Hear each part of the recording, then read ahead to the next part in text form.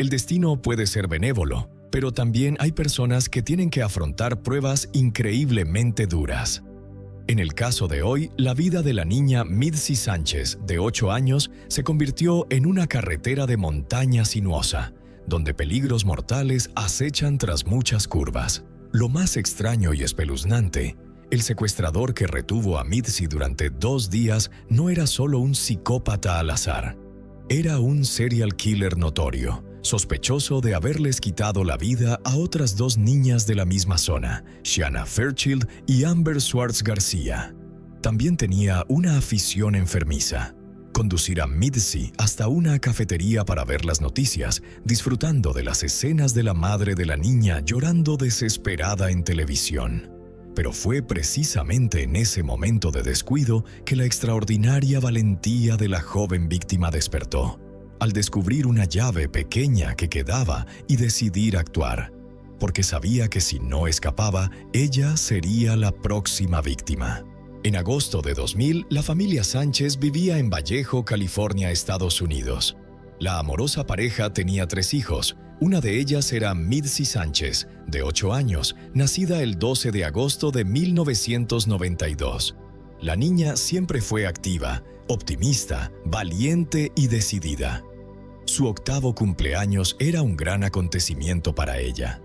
Por la mañana se preparó con entusiasmo para ir a la escuela y ya se imaginaba volviendo a casa después de clases para empezar la celebración oficial. Al final de la jornada escolar, el 12 de agosto de 2000, Mitzi estaba tan emocionada que decidió no esperar a sus hermanos mayores, que solían caminar a casa con ella, y se fue sola. El camino a casa parecía sencillo, ya que la escuela estaba a solo unas pocas cuadras y conocía la ruta de memoria. Mitzi salió de la escuela alrededor de las 4 de la tarde con la intención de llegar a casa antes que sus hermanos. Se apresuró porque creía que pronto abriría regalos y vería el pastel. En ese momento, la familia ya había preparado casi todo para la fiesta y estaba esperando a sus hijos. Todos pensaban que sería un día festivo y alegre, sin saber el giro desfavorable del destino que le esperaba a Mitzi. La niña ya había recorrido la mitad del camino a casa y estaba en el último tramo de la calle cuando notó que un extraño la miraba fijamente desde un coche aparcado al costado de la carretera. Mitzi recordó más tarde la mirada fría del hombre que la hizo sentir incómoda, pero la niña no le dio importancia y siguió caminando. Como precaución, Mitzi decidió cruzar al otro lado de la calle, alejándose del coche sospechoso, aunque su casa estaba en el lado por donde ella iba. Instintivamente decidió rodear a este hombre sospechoso, que la observaba casi sin parar. Cuando ella cruzó la calle y él se dio cuenta de que quería evitarlo, él salió del coche y le hizo señas para que se acercara. El hombre señaló el espejo lateral del coche, que estaba ligeramente roto, y dijo que quería arreglarlo. Sin embargo, había un problema. El extraño se había lastimado la pierna al caer de una bicicleta, por lo que no podía agacharse lo suficiente para alcanzar el rollo de cinta adhesiva que estaba entre los 2 asientos del coche. Él describió de forma muy convincente que no podía hacerlo solo debido a su herida. El extraño sonrió amablemente e incluso dio unos pasos, cojeando mucho y agarrándose al coche para parecer más convincente. Logró persuadir a la niña de que necesitaba ayuda. Él la engañó y ella accedió a ayudar. Juntos se acercaron al coche por el lado del pasajero. La puerta del lado del conductor estaba cerrada con llave. El hombre le indicó a Mitzi el hueco entre los asientos y le dijo que el rollo de cinta adhesiva estaba allí. Pero justo cuando la niña se agachó para buscar el artículo, él empujó a la niña dentro y cerró la puerta con llave. Una vez que Mitzi estuvo en el coche, comenzó a gritar e inmediatamente intentó abrir la puerta, pero todas estaban cerradas. El malhechor se había preparado claramente para esta situación. El hombre dejó de cojear de repente como por arte de magia, saltó rápidamente al asiento del conductor, se puso al volante y se fue a toda velocidad. Había elegido el momento adecuado en el que nadie presenció el secuestro, ni conductores ni peatones. La calle estaba completamente vacía en ese momento. Al mismo tiempo, los hermanos de la niña también salían de la escuela. Los chicos no vieron a su hermana. Esperaron, pero ella ya se había ido. Alguien les dijo que la hermana se había ido antes, así que tomaron esa ruta a casa. Los adolescentes asumieron que Mitzi se había apresurado a casa para comenzar la fiesta lo antes posible. Se apresuraron para alcanzar a su hermana. Se sorprendieron mucho al ver que la hermana no estaba en casa con todos. Todos esperaban a Mitzi y comenzaron a preocuparse. Cuando los hermanos llegaron sin Mitzi, tuvieron el presentimiento de que algo andaba mal. Los miembros de la familia comenzaron a especular sobre dónde se había metido la cumpleañera y qué le había pasado. Mientras tanto, la niña desaparecida estaba en el coche con el secuestrador. Estaba sentada en el asiento trasero, llorando y gritando, rogándole al hombre que se detuviera y la dejara ir, pero él simplemente ignoró las lágrimas de la niña. En cambio, esposó a la víctima dentro del coche con un candado y una cadena. El extraño condujo hasta el estacionamiento de un centro comercial remoto. No había otros coches, ni siquiera gente que pasara. Condujo hasta un callejón sin salida donde no podía ser visto. Luego le dio a Mitzi una bolsa de papel con ropa y le ordenó a la niña que se cambiara. Ella no se resistió, temiendo enojar al criminal. Después de cambiarse, la colegiala puso toda la ropa vieja en la bolsa y el secuestrador tiró la ropa de la niña a un basurero cercano. Luego, el hombre sacó una pistola y dijo que si la niña intentaba escapar, moriría. A continuación, el malhechor sacó una botella de refresco, le sirvió un vaso a Mitzi y la obligó a beber. El líquido era muy amargo, pero la niña no tenía más remedio que obedecer. Resultó ser licor fuerte. Después de un rato, la pequeña colegiala comenzó a sentirse mareada por la bebida, pero el hombre la obligó a beber otro vaso, lo que la dejó inconsciente. Claramente, el hombre hizo esto para que la víctima cautiva se sintiera confundida e incapaz de escapar. Luego, el extraño tomó el camino hacia una zona aún más remota. Aquí había una casa abandonada y estaba completamente deshabitada. El malhechor abusó primero de su víctima. Esposó a Mitzi a la puerta, tomó fotos indecentes y la violó varias veces. El hombre dejó a la niña esposada aquí en el coche y se fue conduciendo. Horas más tarde, la colegiala se despertó en la oscuridad total. Le dolía la cabeza por la cantidad de licor fuerte que el malhechor la había obligado a beber. No entendía dónde estaba, pero se dio cuenta de que la situación era muy grave. Por primera vez, Mitzi Sánchez se preguntó si sus seres queridos la estaban buscando y si sabían lo que le había pasado. Se dio cuenta de que las posibilidades de que la encontraran en esta zona eran muy escasas. Por supuesto, sus seres queridos no tenían idea de lo que le había pasado a la niña desaparecida. En ese momento, todos en la casa Sánchez estaban en pánico. La niña llevaba desaparecida muchas horas. Nadie entendía a dónde había ido la colegiala. Los padres llamaron a todos los amigos de su hija, pero nadie sabía dónde estaba. Se determinó que Mitzi había salido de la escuela alrededor de las 4 de la tarde, pero no había más información sobre la niña. Nadie la había visto ir a ningún lado, ni hablar con ella. La familia llamó a todos sus compañeros de clase, con la esperanza de que hubiera ido a casa de alguien a jugar, pero nadie tenía ninguna pista sobre la niña. La familia Sánchez decidió entonces ir a la comisaría e informar de la desaparición de la niña. Los agentes de policía inmediatamente prestaron especial atención al caso, ya que se trataba de una niña de 8 años que no podía irse sola y probablemente estaba en peligro. Pero había otra razón para la diligencia de la policía. Al mismo tiempo, justo antes de que Mitzi desapareciera, otras 2 niñas pequeñas también habían desaparecido en circunstancias similares. Dado que este era el tercer caso consecutivo, la policía estaba segura de que estaban lidiando con un serial killer. Por supuesto, no querían asustar inmediatamente a los seres queridos. Los casos anteriores no se hicieron públicos. Sin embargo, la gente de la zona ya sabía lo que estaba pasando. Muchos estaban en pánico, y este pánico creció cuando los rumores llegaron a la familia Sánchez. Todos los niños desaparecieron en la zona cercana, en el mismo barrio. Una de las niñas vivía a solo 2 cuadras de la casa Sánchez. La primera víctima, la niña Amber Schwartz García, de 7 años, había desaparecido en la misma calle, en circunstancias poco claras, justo en la puerta de su casa. Amber fue secuestrada a plena luz del día mientras jugaba en el patio delantero de la casa de sus padres, justo delante de sus ojos. Nadie sabía lo que le había pasado a la niña y la búsqueda no arrojó resultados. La siguiente víctima fue la niña Shanna Fairchild, de 7 años, quien desapareció sin dejar rastro. No hubo testigos, nadie vio lo que sucedió cuando ella desapareció frente a su casa. Los agentes de policía se devanaron los sesos porque el malhechor tuvo que usar un coche para llevar a cabo los secuestros tan rápidamente y escapar sin ser detectado. Desafortunadamente, no fue posible seguirlo ni siquiera aproximadamente.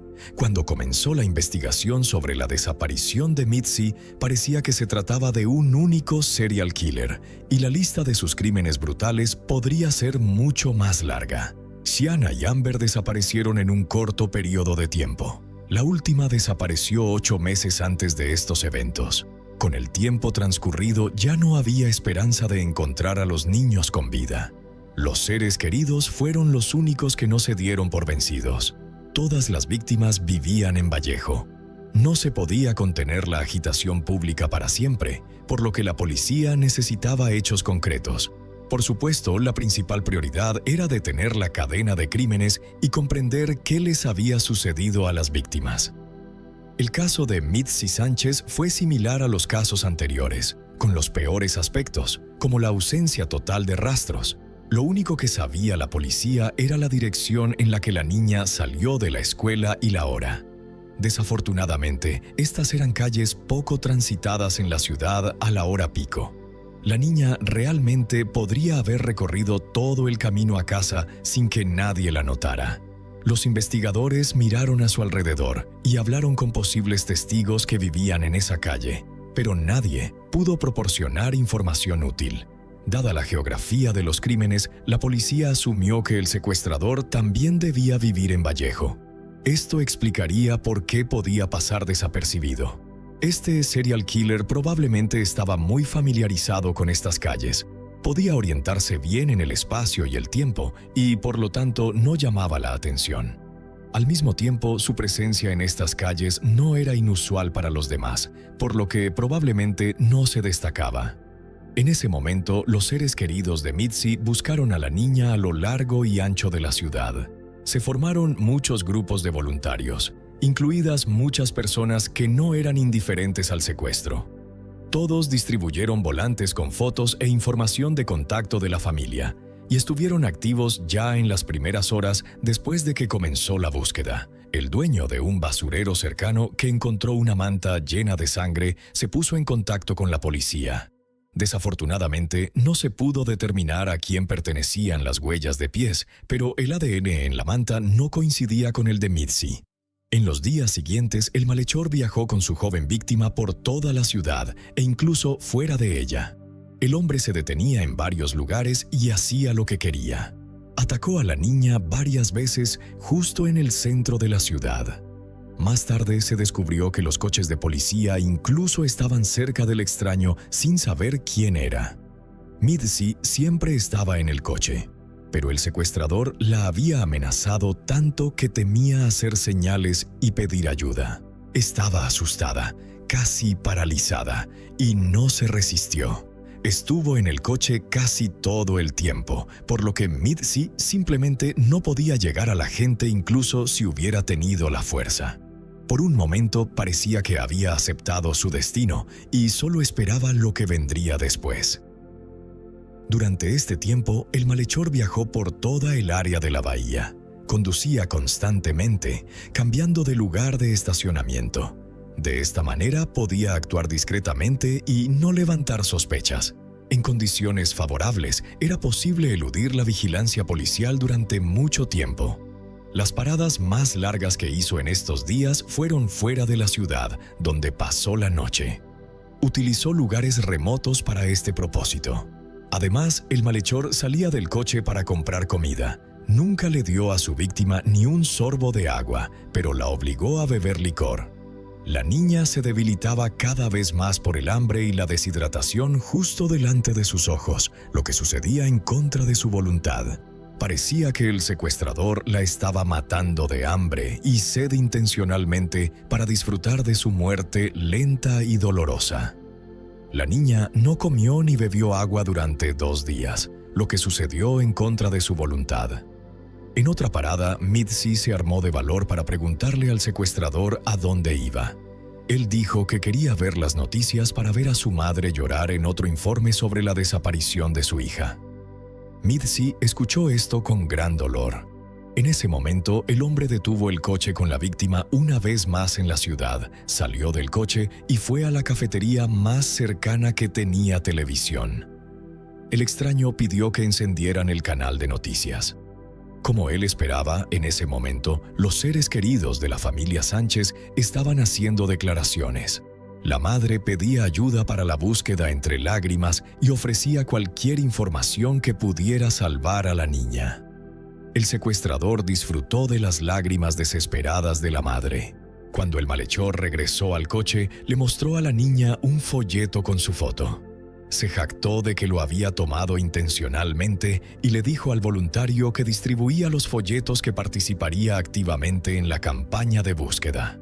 Se burló intencionalmente de todos y lo disfrutó. La mañana del segundo día después del secuestro volvió a hacer una parada larga. Esta vez, el extraño dejó el coche aparcado bajo el sol abrasador durante muchas horas. Era agosto en California, lo que hacía que el interior del coche se sintiera como un horno ardiente. Mitzi estaba agotada y deshidratada, con sed y calor. El malhechor solo dejó una pequeña rendija en la ventana para que la niña pudiera mirar hacia afuera. La víctima observó a los transeúntes, pero tenía demasiado miedo al secuestrador como para pedir ayuda y solo lloraba impotente. Es difícil imaginar lo exhausta que estaba la niña al final de ese día caluroso sin agua para beber. En ese momento, Mitzi recordó una conversación con su tío, cuando él le dijo: «Si no pides perdón, irás al infierno». Pensó que había llegado al final de su camino y decidió rezar. Ella pidió perdón a todos los miembros de su familia. Al anochecer, el criminal finalmente regresó y se dirigió a un polígono industrial fuera de la ciudad. Todavía era el mismo lugar abandonado al que el secuestrador había llevado a su víctima. Estacionó el coche aquí, salió y entró en una tienda remota a comprar cosas. Mitzi todavía estaba sentada en el coche, paralizada por el miedo. Pero en ese momento se dio cuenta de algo importante. El malhechor había dejado un llavero en el asiento. Una llave en particular llamó su atención porque era más pequeña que las demás. Se dio cuenta de que esta llave podría encajar en su candado. De repente, el horror que la había rodeado durante 2 días fue reemplazado por un deseo desesperado de escapar. Ella agarró el llavero, tomó esa pequeña llave e intentó abrir el candado. Realmente encajaba. Se liberó y saltó inmediatamente por encima del asiento. Las puertas estaban cerradas, pero pudo abrir la ventana y deslizarse por la rendija. Cuando la víctima salió, el secuestrador regresó con algunas compras. Se dio cuenta de que la situación se había salido de control y llamó a la víctima para que volviera al coche, pero no había vuelta atrás para la niña cautiva. En lugar de volver al coche, Mitzi corrió por la calle tan rápido como pudo. El criminal la persiguió de cerca. Por supuesto, al hombre adulto no le costó alcanzar a la niña agotada. La calle estaba desierta. Parecía que no había forma de escapar. De repente, una pequeña furgoneta pasó por la calle. Afortunadamente, el conductor se giró hacia Mitzi e inmediatamente se puso alerta. La niña corrió directamente delante de la furgoneta y casi fue atropellada. Cuando el vehículo se detuvo, Mitzi se subió al techo de la furgoneta con toda la velocidad y agilidad que tenía y se deslizó por la ventana hacia el interior, donde aterrizó junto al conductor. Todo esto sucedió en un polígono industrial abandonado. La niña que huía del hombre estaba lista para esconderse en cualquier lugar e incluso se metió en el coche de otro extraño. Todo esto dice mucho. Ella dijo su nombre y que era víctima de un secuestro. El conductor decidió actuar de inmediato y protegió a la niña. El criminal, que casi había alcanzado a su víctima, miró horrorizado al hombre que la había rescatado. Luego corrió hacia su coche, se puso al volante e intentó escapar. Sin embargo, no fue lo suficientemente rápido. El conductor tuvo tiempo de anotar el número de matrícula y vislumbrar el rostro del secuestrador. El joven notó que la niña estaba muy exhausta. Le dio un poco de agua a Mitzi e inmediatamente llamó a la policía. Esta llamada fue un verdadero milagro, porque en ese momento las autoridades aún no tenían ninguna pista. No sabían dónde buscar a la niña de 8 años. La colegiala tenía todas las posibilidades de convertirse en otro caso sin resolver. Con una descripción clara del malhechor, el coche y el número de matrícula, la policía tardó solo unas horas en arrestarlo. La niña finalmente se reunió con su familia. El secuestrador y violador resultó ser Curtis Dean Anderson, un hombre de 39 años. Cuando a Mitzi le mostraron su foto, ella reconoció a su torturador y se echó a llorar. Preguntó muchas veces si él estaba detenido para saber que ahora estaba a salvo y ya no estaba en peligro. El rescate milagroso de Mitzi Sánchez y su historia se convirtieron en un evento trascendental. En casa fue recibida no solo por sus conmocionados padres y seres queridos, sino también por docenas de personas preocupadas, incluidos aquellos que participaron activamente en la campaña de búsqueda y rescate como voluntarios. Una oleada de periodistas apareció en la puerta de la casa y acudió en masa para cubrir el evento. En ese momento, Curtis Anderson estaba en la sala de interrogatorios. No era un extraño para la policía, ya que había caído en manos de las autoridades muchas veces. Sin embargo, cada vez se trataba de violaciones de la ley menos graves que el secuestro y la violación de una niña de 8 años. Antes del secuestro, Curtis había estado involucrado en robos y hurtos. Al menos sus otras actividades eran desconocidas. Por esta razón, el hombre ya era conocido por la policía y había recibido los primeros castigos. Sin embargo, fueron menores, y tuvo suerte. Después de su primer crimen, Curtis escapó de la condena con la libertad condicional. Siguieron varias penas de prisión cortas, pero gracias a su buena conducta, el criminal fue liberado antes de tiempo. Que el secuestrador fuera detenido fue casi un milagro. Ahora la policía quería averiguar si estaba conectado con los secuestros de las otras niñas, incluidas Shanna y Amber. Quizás él era responsable de docenas de niños desaparecidos en ciudades e incluso estados cercanos. Inicialmente, el sospechoso arrestado dudó en cooperar en la investigación, pero gradualmente el hombre confesó el secuestro de Mitzi. Pudo desahogarse. En el plazo de 2 días, Curtis confesó que efectivamente había secuestrado a Shanna e incluso le mostró a la policía en un mapa dónde enterró su cuerpo. El criminal también admitió haber secuestrado a Amber, pero no pudo señalar la ubicación exacta del cuerpo de la niña en el mapa. Según el testimonio del prisionero, Curtis mató a Amber en una habitación de motel y se deshizo de su cuerpo cerca de Benson, Arizona. Luego, una confesión siguió a otra.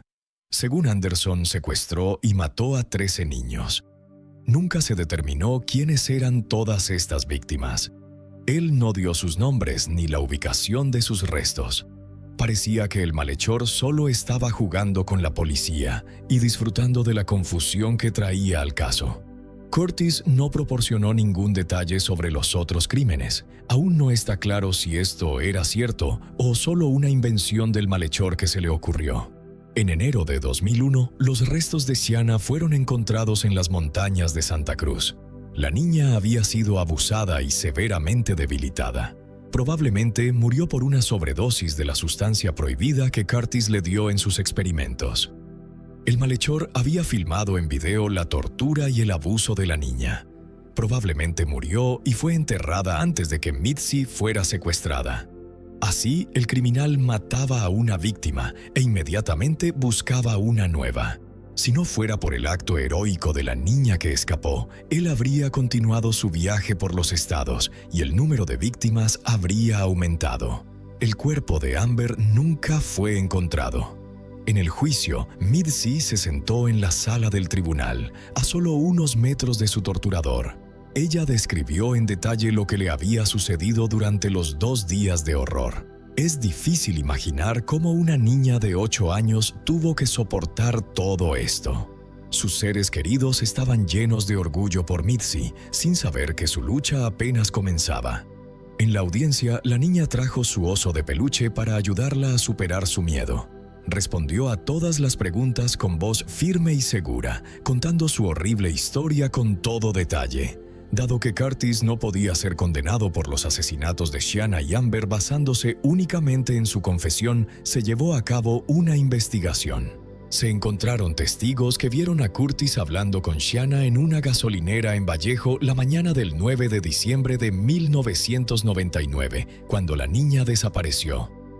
Otros testificaron que habían visto a Curtis hablando con la niña en la calle unos días antes del secuestro.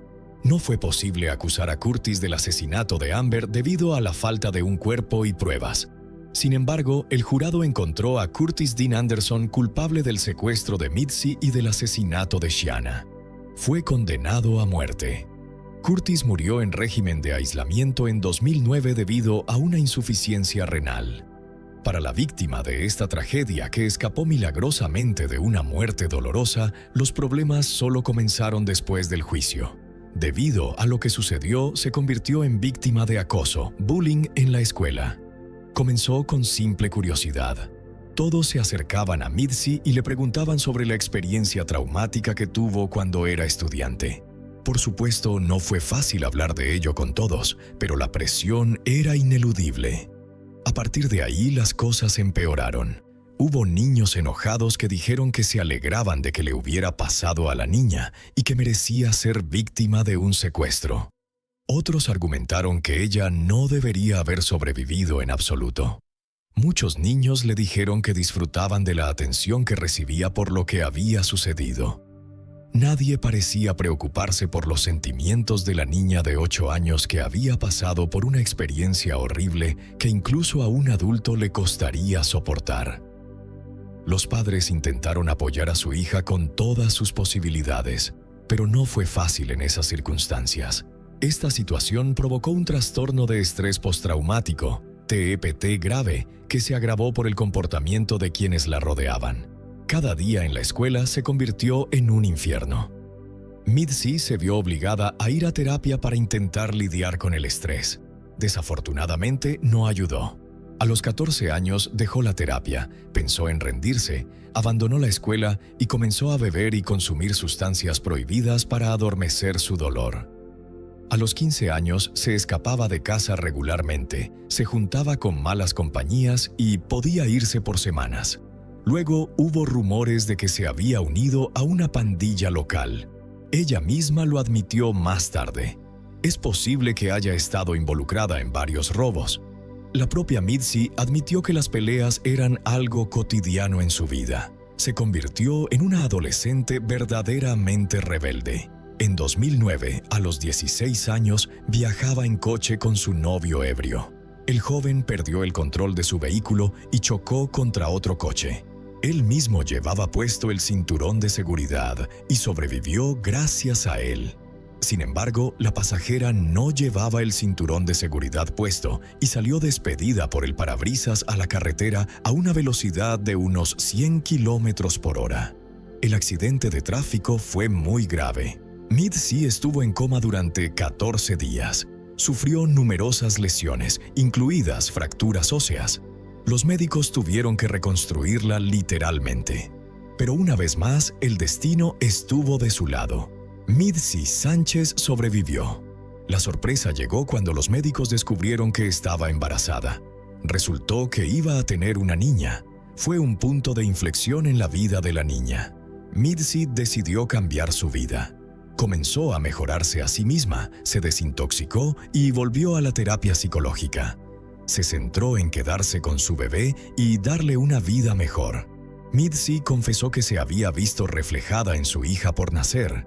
A partir de ese momento, se dio cuenta de que quería poner fin a su estilo de vida disoluto y finalmente enfrentar la carga de las dificultades que se habían abatido sobre ella. La joven madre estaba decidida a asegurarse de que lo mismo nunca le sucediera a su hija. Mitzi dio a luz a una niña sana y realmente pudo cambiar su vida. Unos meses después de dar a luz, se enteró de que una niña hispana de 8 años de una familia numerosa había desaparecido en una ciudad cercana. La víctima secuestrada se parecía mucho a ella. Para Mitzi fue un shock. Ella no podía ignorarlo. Tomó folletos sobre la niña desaparecida, imprimió 3,000 copias y comenzó a distribuirlos. Luego, Mitzi se puso en contacto con la familia de la niña desaparecida y comenzó a ayudarlos a lidiar con la situación.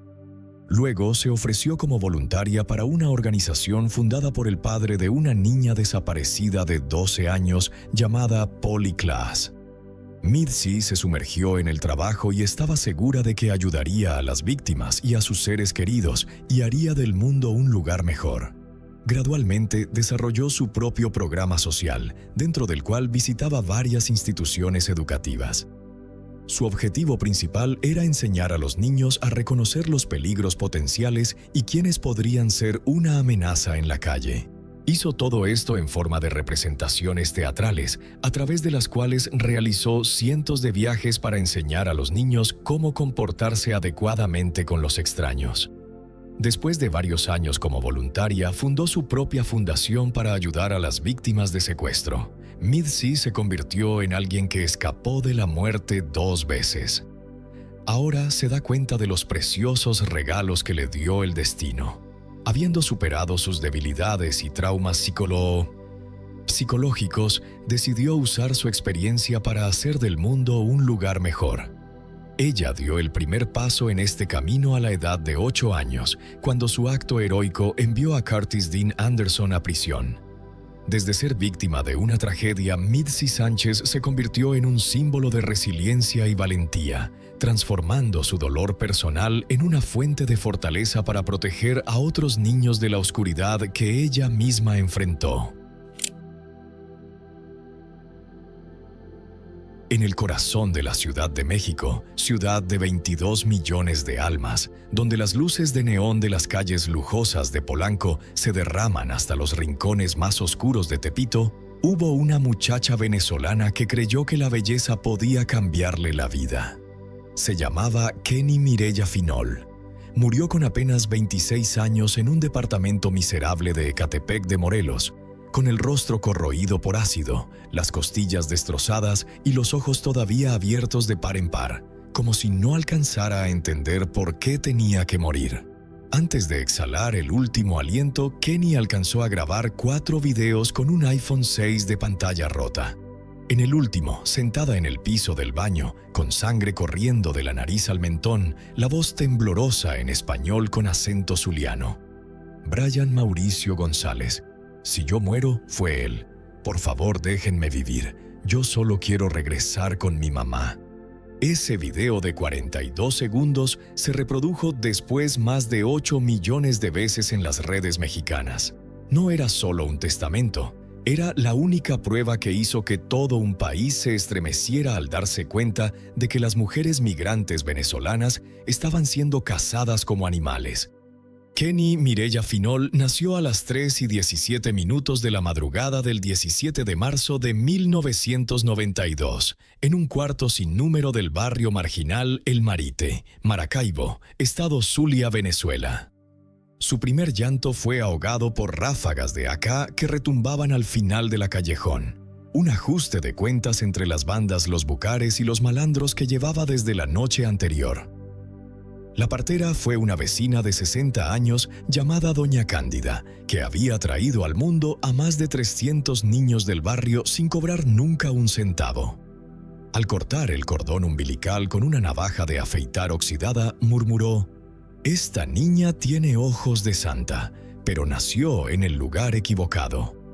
El Marite no era un barrio pobre común, era un laberinto de 42,000 personas hacinadas en menos de 2 kilómetros cuadrados, donde UNICEF en 2008 lo clasificó 7º entre los 10 lugares más peligrosos del planeta para niños menores de 15 años. La tasa de homicidios era 42 veces superior al promedio nacional.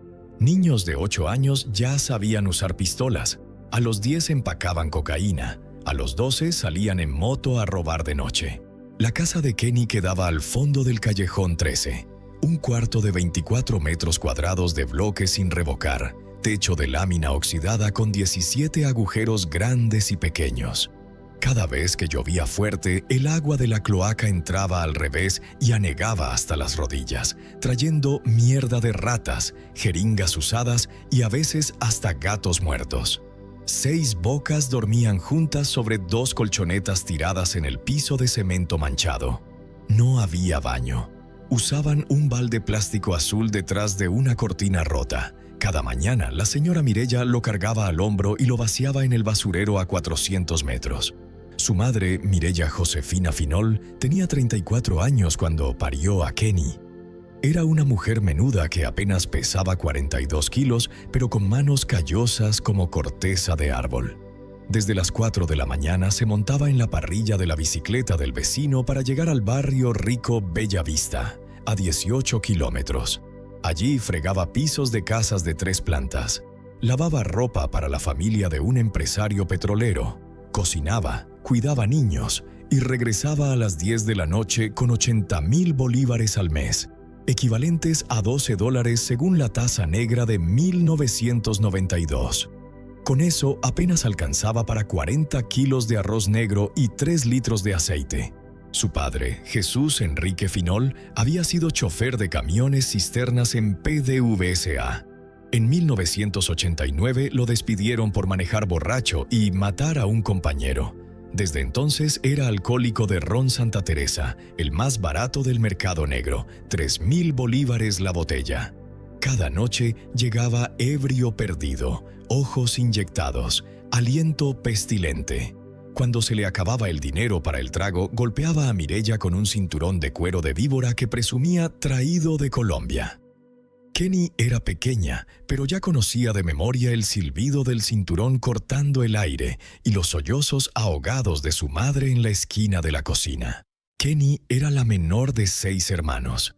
Los 3 varones mayores se fueron de casa entre los 14 y 15 años para meterse a las bandas. La hermana mayor, Judith, quedó embarazada a los 15 con un narco de 40 años y ahora vivía en la Trinidad con 3 hijos sin padre. Kenny fue la única a la que su madre le compró unos zapatos blancos para ir al colegio. Los usó exactamente una vez el día de la inauguración de clases de primero de primaria y después su madre los revendió al vecino para comprar leche en polvo. Desde los 3 años Kenny ya era distinta. Ojos color miel, tan brillantes que decían, parecen de muñeca extranjera. Piel café con leche con reflejos cobrizos, luminosa aunque nunca usara crema. Cabello negro largo ondulado natural en rizos pequeños. En los días de 38 grados, las mejillas se le ponían rojas como si llevara rubor. Doña Rosa, la señora de las arepas del callejón, siempre le regalaba un pedazo extra de queso sin cobrar, porque la niña es muy linda, pobrecita. La gente la llamó Abejita Roja, la abejita colorada, nombre que la acompañaría toda la vida, desde los barrios de El Marite hasta la morgue de Ecatepec de Morelos. Cuando Kenny tenía 5 años, un fotógrafo colombiano llamado Carlos Villamizar se perdió en El Marite buscando el camino al hotel. La vio sentada en el escalón de ladrillo roto, con una camiseta rota en el hombro, abrazando una muñeca de trapo que le había cosido su hermana mayor con ropa vieja. Le pidió fotografiarla gratis.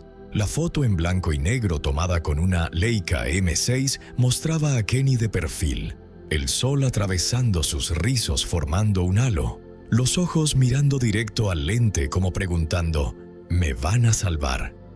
La imagen salió en El Nacional del 12 de octubre de 1997 con el título Ángel en el infierno. Ganó el Premio Nacional de Fotoperiodismo ese año, pero la familia de Kenny nunca lo supo porque no tenían plata para comprar periódicos.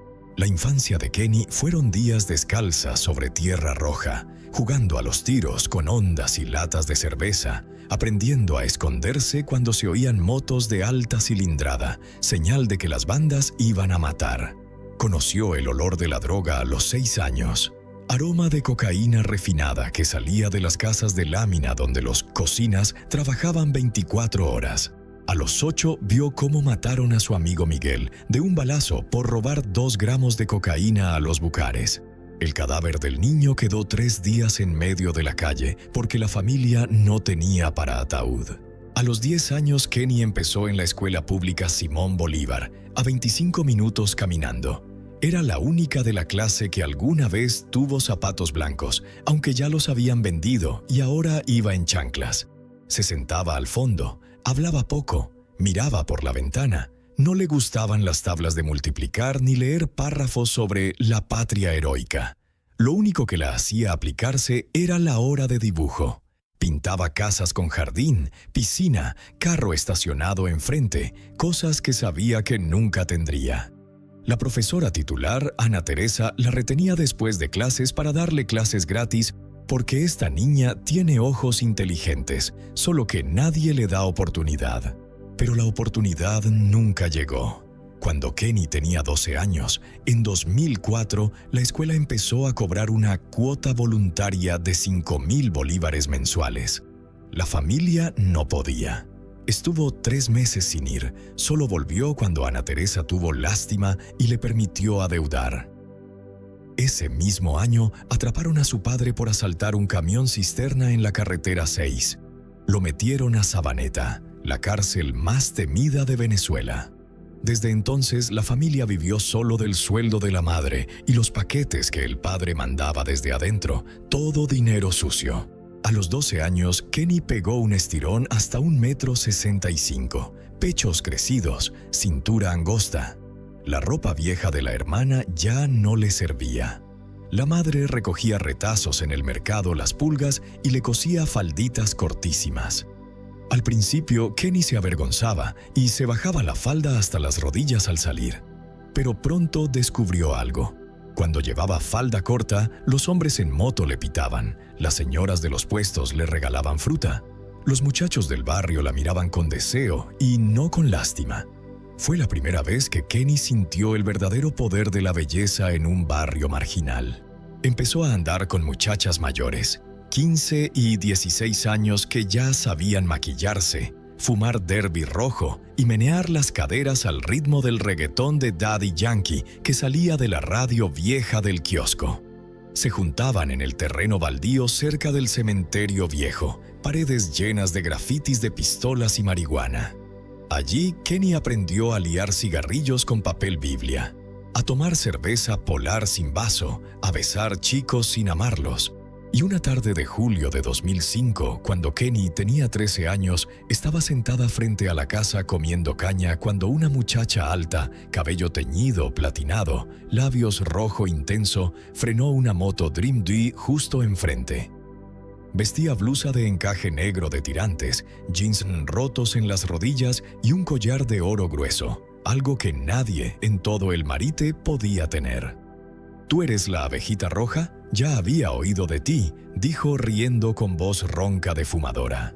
Era Danila Macarena Leal, 18 años, apodada Macarena la reina del barrio, la que cambiaría la vida de Kenny para siempre, la que la llevaría a los primeros antros, a la cárcel de Sabaneta, al primer amor con un asesino y al final a México, donde la abejita roja moriría entre dolores y soledad. Pero eso sería después. En ese momento, Kenny de 13 años solo la miró con ojos brillantes, el corazón latiéndole fuerte y susurró: «Hermana, yo quiero ser linda como tú». Macarena sonrió mostrando dientes blancos perfectos. «Ven conmigo, te doy el mundo entero». Kenny no sabía que ese mundo no tenía luz, solo oscuridad y cocaína y sangre. Danila Macarena Leal, 18 años, 1,72 m, cabello teñido platinado, labios rojo intenso, collar de oro 18 quilates, lujo que nadie en el Marite podía tener. Decían que era hija secreta del director de la cárcel Sabaneta. Otros que se acostaba con el director para entrar y salir cuando quisiera. Nadie sabía la verdad. Solo que Macarena siempre tenía plata, siempre tenía cocaína y siempre tenía hombres de rodillas. En 2005, Macarena frenó la Dream Dish frente a la casa de Kenny, la miró de arriba abajo y soltó una carcajada ronca. «Eres más bonita que yo a tu edad. Ven conmigo, te enseño cómo es el mundo de verdad». La primera noche que Kenny entró al antro, la cueva llevaba el vestido rojo ajustado de su hermana mayor y sandalias de tacón prestadas de su madre. Entre luces de neón parpadeantes, reggaetón a todo volumen, olor a sudor mezclado con perfume barato, Kenny tomó su primer romponche, aspiró su primera marihuana y besó al primer hombre. Un tipo tatuado de 30 años que le metió 20,000 bolívares en el escote. Esa noche llegó a casa a las 4 de la mañana, labios hinchados, plata en el bolsillo y en el corazón, la sensación de haber nacido de nuevo. Macarena llevó a Kenny a la cárcel Sabaneta, lugar que la prensa mundial llamaba infierno en la tierra. Allí los presos famosos lo controlaban todo. Había bar, pista de baile, cuartos VIP con aire acondicionado. Organizaban fiestas con plata de robos, droga y vidas ajenas. Macarena tenía llave de la puerta trasera, llevaba a Kenny al área de visitas a medianoche. Se sentaban en bancos de cemento, compartían un Marlboro y escuchaban a los presos cantar boleros por las ventanas enrejadas. El 24 de diciembre de 2010, Nochebuena venezolana, Kenny, de 18 años, entró a Sabaneta llevada por Macarena como regalo para Astolfo José Romero, 22 años, líder de los Bucares, cumpliendo 12 años por matar a un guardia carcelario. Su expediente tenía 47 páginas. Asalto a camiones, extorsión, homicidios. Pero cuando Astolfo vio a Kenny con el vestido rojo ceñido, se arrodilló, le besó la mano y dijo: «Tú eres la única luz que he visto en este infierno». Se amaron como solo se ama en Sabaneta. Astolfo le mandaba rosas de papel dobladas por los guardias, plata para que Kenny comprara un Nokia 530, promesas de casarse al salir. Kenny dejó la Universidad Politécnica Nacional, abandonó el sueño de ser ingeniera petrolera y vivió solo para los fines de semana de visita carcelaria. En 2012, Astolfo murió en un motín, 17 balazos en el pecho. Kenny no pudo ir al entierro porque la familia de él no aceptaba a la puta del barrio. Se tatuó Astolfo en el hombro izquierdo con alas de ángel pequeñas, mismo lugar donde después se tatuó el nombre del hijo que nunca nació. En 2013, una venezolana en México le escribió: «Ven, una noche ganas $300, vives como reina». Kenny tomó el vuelo Caracas-Ciudad de México con $47 en el bolsillo. Pisó Zona Rosa, el barrio rojo de lujo, y en 3 meses ganó $12,000, lo que su madre tardaría 20 años en juntar. Se operó los senos, liposucción, rinoplastia, se tiñó de rubio platino. En Instagram, Kenny Finol 92 subía fotos en camas de hoteles 5 estrellas con la leyenda «Del Marite al cielo».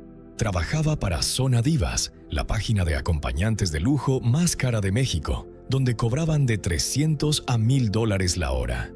Una vez la contrataron como acompañante de un beisbolista de las Grandes Ligas en los entrenamientos de primavera en Arizona.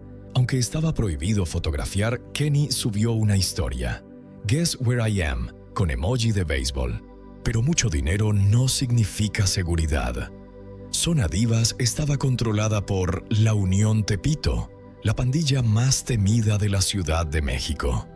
En 2017, Kenny conoció a Brian Mauricio González, nacido el 7 de julio de 1992, uno de los 3 líderes de Tepito, 1,90 m, tatuado hasta la cara, ojos siempre rojos de cocaína. La primera cita.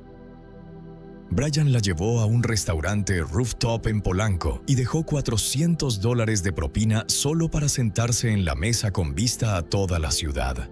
Le dijo que la amaba, que le daría la vida que Astolfo nunca pudo. Kenny le creyó. Dejó Zona Divas por orden de él y se mudó a vivir con él a Tepito, barrio donde los taxis no entran después de las 8 de la noche. Pero el amor de Brian era posesión.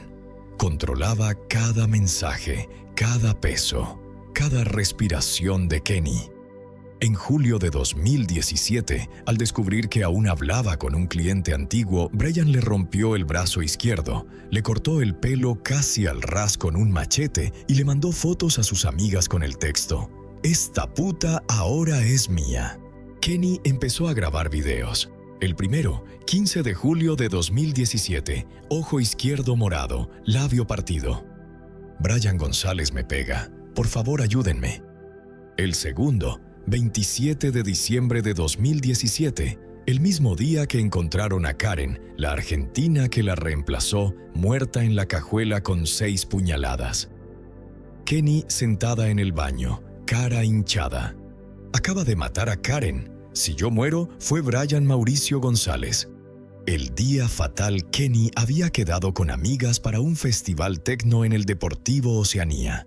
Salió del departamento a las 19:30, vestido negro ajustado, cabello recién teñido rubio platino. La cámara de seguridad grabó la última imagen. Entra al ascensor, sonríe al guardia y dice: "Hoy me voy a divertir un poquito". Nunca llegó. El 26 de febrero de 2018 encontraron el cuerpo de Kenny en un departamento abandonado de Ecatepec de Morelos.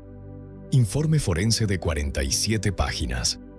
27 puñaladas con navaja, 14 costillas rotas, mandíbula destrozada, rostro bañado en ácido sulfúrico concentrado, marcas de ataduras en muñecas y tobillos, concentración de cocaína en sangre, 12 miligramos por litro, suficiente para matar a una persona normal.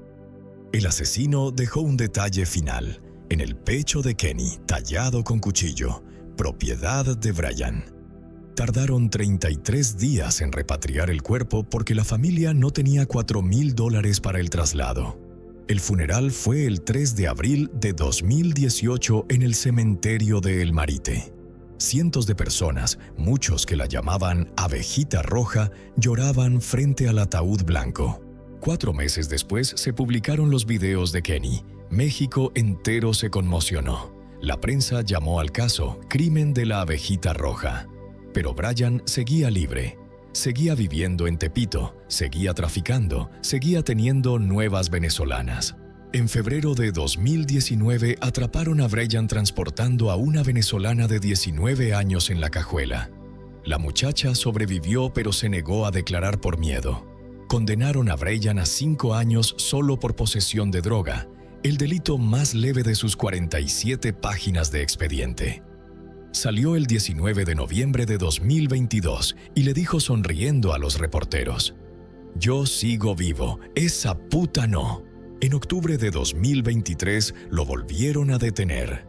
Esta vez en el carro iba Cassandra, venezolana de 22 años, con un rostro idéntico al de Kenny en un 90%.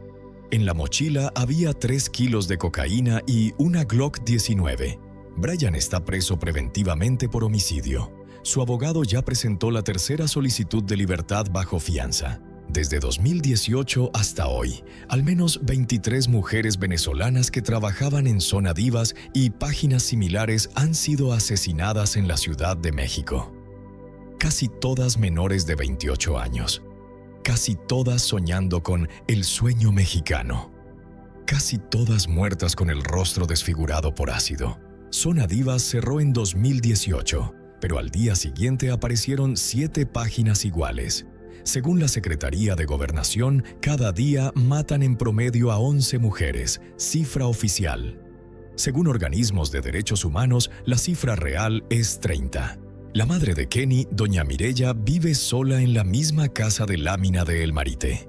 En el altar está la foto de Kenny a los 18 años. Sonrisa radiante, mejillas coloradas como cuando era niña. Todavía guarda el celular viejo de su hija y cada noche abre el último video para escuchar otra vez la voz. «Mamá, yo quiero volver a casa». Ya no llora, solo repite una frase como oración. La niña solo quería vivir. La Ciudad de México sigue iluminada. El tecno sigue sonando los fines de semana. Y en algún rincón oscuro de Tepito todavía hay muchachas venezolanas jovencitas, piel clara, ojos miel, bajando de aviones baratos con el sueño latinoamericano en la maleta. no saben que aquí ya murió una abejita roja y que el asesino sigue vivo. Ten cuidado, no dejes que el sueño se vuelva pesadilla. Y si ves a una venezolana con mejillas coloradas llorando en un antro, llévala a su casa, porque puede ser la segunda Kenny Mireya Finol. La mujer que aparece en la fotografía es María Fernanda Bonilla Archila, y aquella sonrisa fría y serena que mostró en el tribunal de Chiquimula el 14 de marzo sembró una oleada de rabia y horror en toda Guatemala. Porque tras ese semblante que parecía inofensivo se esconde un relato escalofriante. Junto con su guardaespaldas está acusada de haber golpeado hasta la muerte, de forma brutal y despiadada, a su amiga de la infancia Melissa Palacios, en lo profundo de un bosque solitario. La que antes fue celebrada como una heroína de la aviación, terminó convertida en el rostro de uno de los crímenes más perturbadores y macabros del país. Si deseas conocer cada detalle de esta historia marcada por la traición, la sangre y la tragedia, te invitamos a permanecer con nosotros hasta el final del video. Melissa Palacios nació el 15 de noviembre de 1999 en la ciudad de San Jorge, provincia de Zacapá, Guatemala. Es la hija mayor de dos hijas de Anabela Chacón, quien las crió con el apoyo incondicional de su madre y hermana. Melissa y su hermana Daniela crecieron rodeadas del amor y cuidado de la familia materna. Debido al trabajo de Anabela como oficial de la Policía Nacional Civil, ella no podía dedicar todo el tiempo que quería a sus hijas. Prácticamente vivían con su abuela. Familiares y amigos describen a Melissa como una chica amable, responsable y soñadora, que iluminaba con su sonrisa a quienes la rodeaban, amante de los animales y muy querida y consentida por sus mascotas. Aseguran que Melissa desde pequeña tenía metas claras para su futuro, por lo que la consideran una mujer con visión. Tras terminar su educación, Melissa se inscribió en un instituto para estudiar la carrera de técnico en contabilidad pública y auditoría. Sin embargo, su objetivo era seguir estudiando hasta obtener su título, pues era uno de sus sueños. Su meta era trabajar para ser independiente y ayudar a su familia. En el instituto, Melissa formó un grupo sólido de amigos con quienes no solo estudiaban, sino que también salían a disfrutar y compartir momentos especiales. Nunca imaginó que lo terrible, la traición, daría un giro trágico a esos encuentros y sellaría su vida para siempre. El destino fue alrededor del mediodía del domingo 4 de julio de 2021. Melissa, de 21 años, fue a la casa de su abuela para asistir a la celebración de cumpleaños de su amiga Marita. Porque Anabela no quería que su hija viajara en autobús, le preguntó cómo llegaría a la fiesta, y ella tranquilamente le dijo a su madre que uno de sus amigos la recogería y la llevaría. Así que la joven salió hacia la fiesta que su amiga había organizado ese día. Todo transcurría con normalidad, pero cerca de las 5 de la tarde, Anabela comenzó a preocuparse porque su hija no había regresado.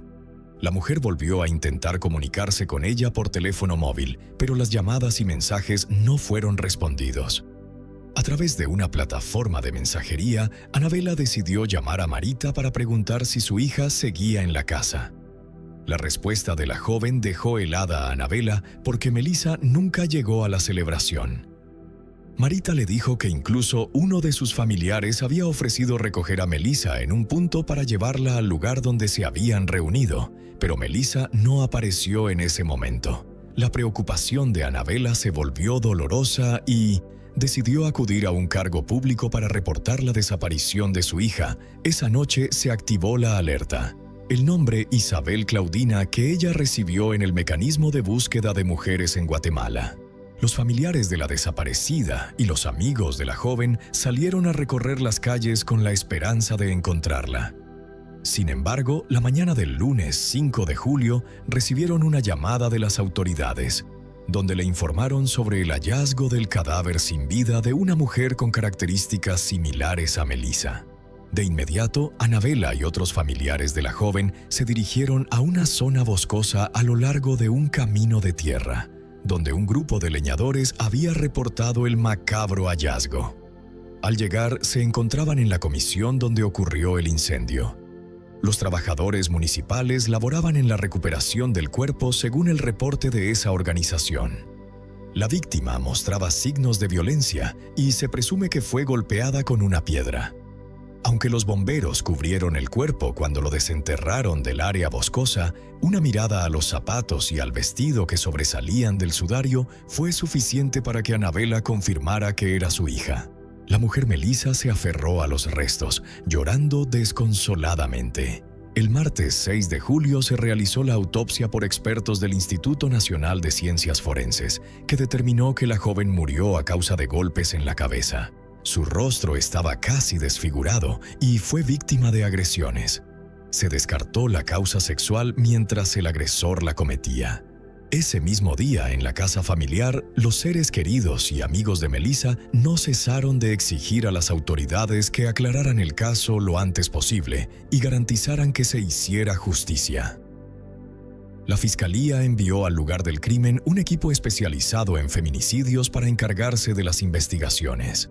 El fiscal obtuvo acceso a las comunicaciones de la joven el día de su desaparición. Así fue como encontraron una grabación que llamó especialmente la atención en un mensaje de voz enviado a un amigo alrededor de la 1 de la tarde ese domingo. Melissa le pidió que le dijera a Marita que llegaría tarde. Dijo que estaba con una amiga y que habían pinchado una llanta en el camino. Él le diría a Marisa, aunque no sabía a qué hora llegaría, porque una amiga iba con ella. Y te pinchamos, luego estaré atento. Aunque siempre la alertabas, según la investigación, la grabación fue enviada justo antes de que la joven fuera brutalmente atacada y llevada. El funeral de Melissa se realizó el miércoles 7 de julio en el cementerio. Decenas de lugareños acompañaron el ataúd hasta su último destino, vistiendo camisetas blancas y llevando en las manos flores y globos del mismo color. Entre expresiones de emoción, los dolientes de la joven estaban muy tristes. Retiraron sus llamados a identificar a los responsables cuanto antes. Los asesinos tendrían que pagar por este crimen tan cruel. La investigación tuvo un avance importante con grabaciones de cámaras.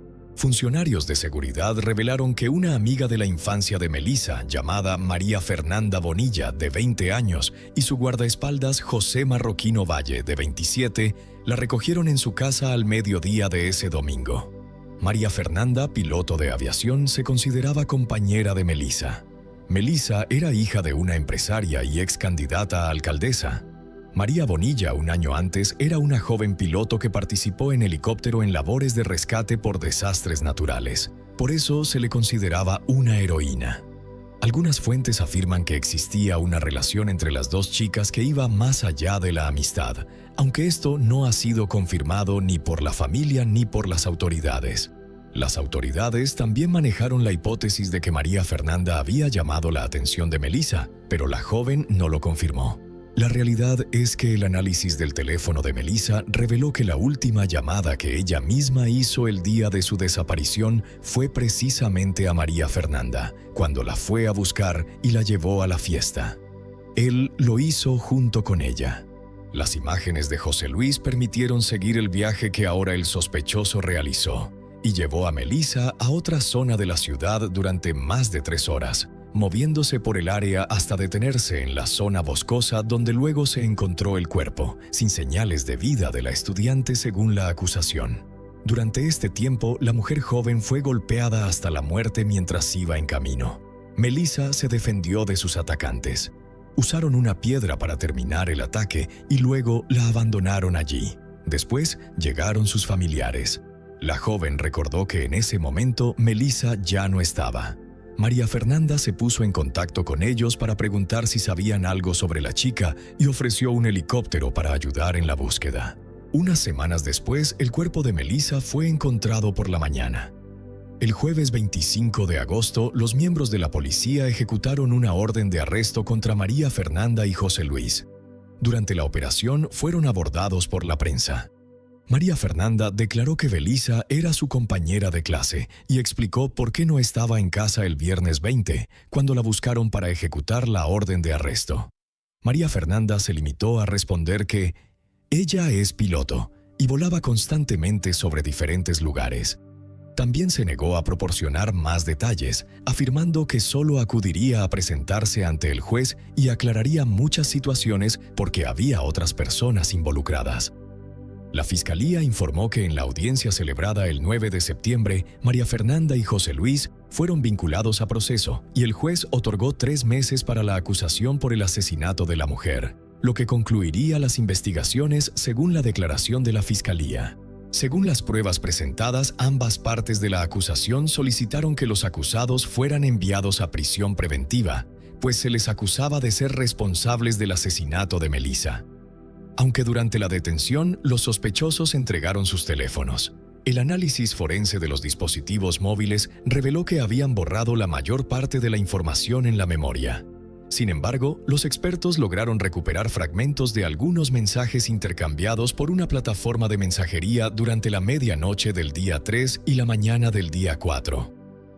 En la conversación queda claro que acordaron llevar a Melissa a un lugar remoto y acabar trágicamente con su vida. Esto significa que, con los golpes en ese momento, el caso tuvo gran interés en los medios locales y nacionales. El 7 de diciembre del mismo año, revisaron cuando el juez encargado del caso decidió apoyar a María Fernanda y José Luis, modificando la calificación legal del asesinato a homicidio en estado de emoción violenta y ocultamiento de propiedad, conforme a la legislación guatemalteca.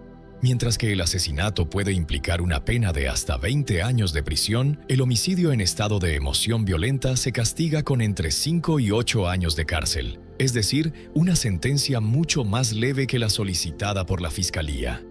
Con esta decisión, el juez excluyó pruebas del expediente judicial, incluyendo las conversaciones entre los acusados.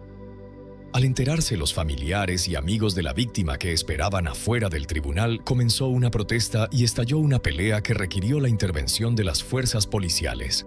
Desafortunadamente, durante el enfrentamiento con la madre de Melissa, Anabela Chacón, y otros que se habían encadenado para mostrar su rechazo, una patrulla de radio fue arrastrada, causando lesiones. Tanto la decisión del juez como el abuso que sufrieron las víctimas provocaron indignación en la comunidad civil.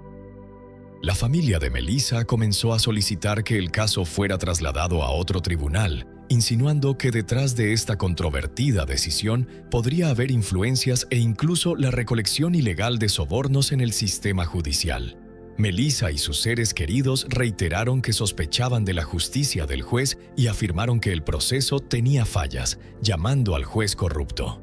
Señalaron que él continuaba en su cargo a pesar de que había una investigación en su contra por conducta deshonesta. Tras la presión social ejercida a través de la prensa y redes sociales, el 13 de enero de 2022, el juez informó que ya no se haría responsable del caso, declarando que su honor había sido dañado por las declaraciones de la familia de la víctima y la difusión en los medios, y fue nombrado un nuevo juez. En un contexto de rechazo y retrasos en el proceso legal, el 25 de enero surgió una nueva acusación contra María Fernanda, quien realizó una transmisión en vivo desde la cárcel. Zacapá, a través de una red social popular, se conectó con otras personas en un intercambio.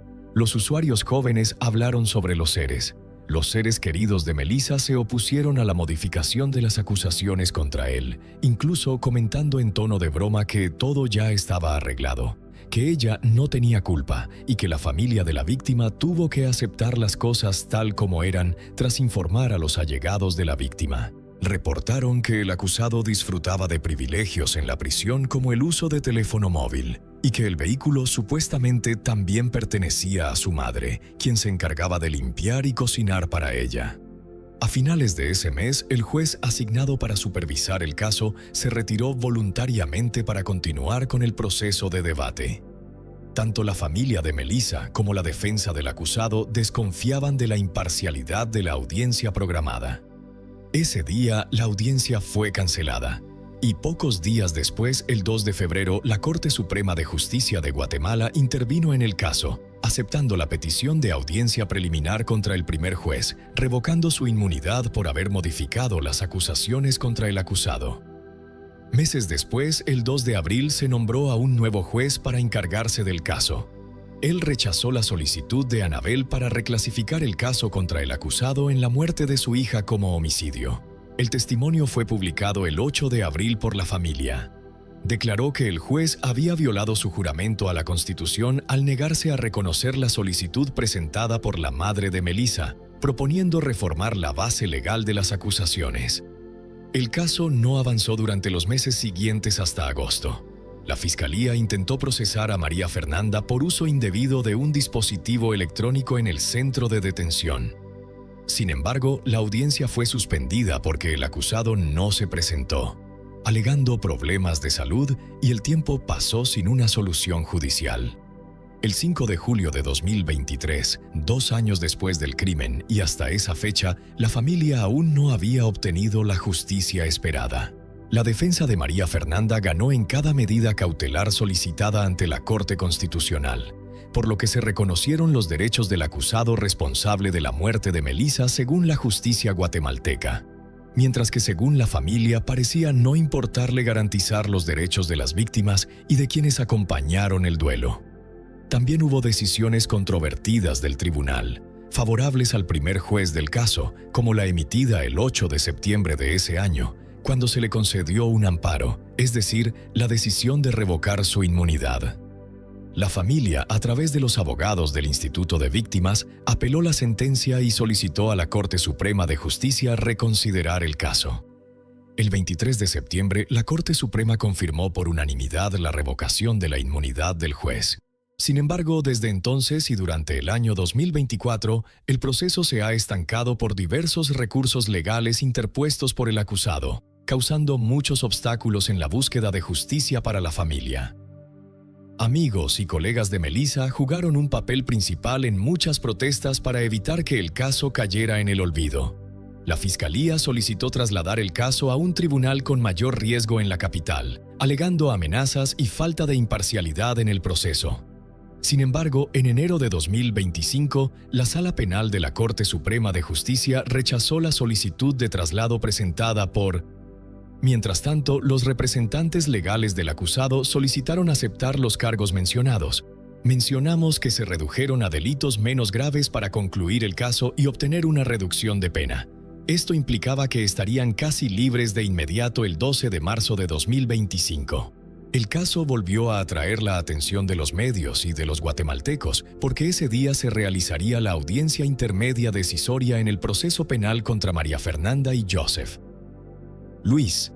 Según reportes, si en esa etapa la Fiscalía no podía presentar pruebas contundentes de que el juez había cometido actos de fraude, la balanza se inclinaría a favor del acusado.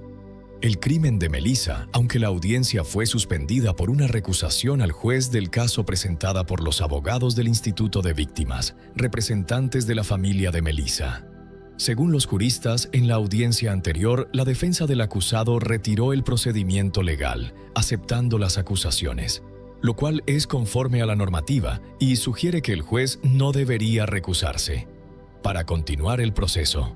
Sin embargo, un conflicto procedimental en este mecanismo legal busca sacar a un juez del caso cuando hay dudas sobre su imparcialidad, lo que debe resolverse antes de reprogramar la audiencia intermedia. Sí, en esa misma audiencia se decidirá si el caso irá a juicio y, de ser así, cómo se evaluarán los delitos, según los abogados de la Fiscalía. Aunque el juez aceptó parcialmente la recusación, lo hizo sin efecto suspensivo, lo que significa que otro juez del mismo tribunal puede continuar con la audiencia que se llevará a cabo en los días siguientes para escuchar la solicitud de la defensa de liberar al acusado.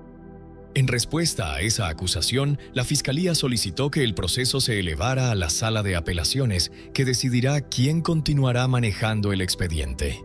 Por otro lado, hubo polémica judicial alrededor de algunos eventos ocurridos en el primer día, entre ellos la controvertida implementación de seguridad alrededor de los acusados, especialmente María Fernanda, quien estuvo rodeada de guardaespaldas y vestía chaleco antibalas. Algunas personas permanecieron fuera del tribunal exigiendo justicia, en su mayoría familiares y activistas que apoyan a Melissa.